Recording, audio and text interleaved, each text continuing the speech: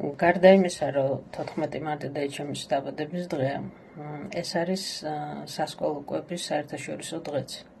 სამწუხაროდ ჩვენ მივეკუთვნებით იმ ქვეყანათა რიცხვს, სადაც ეს კვება არ არის უზრუნველყოფილი და მხოლოდ 10%-ში ადგენს მთელ მსოფლიოში ასეთი ქვეყნების ჩამონათვალი.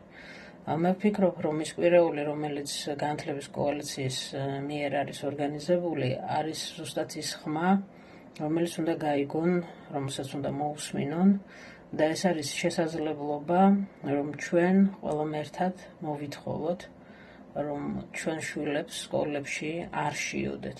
ამიტომ ვუერთდები ამ ძალიან მნიშვნელოვან ორგანიზაციის ინიციატივას და მოვითხოვ, რომ საქართველოს ტერიტორიაზე სასკოლო კვება, როგორც ყველა განვითარებულ ქვეყნებში, ჩვენთანაც იყოს უზრუნველყოფილი.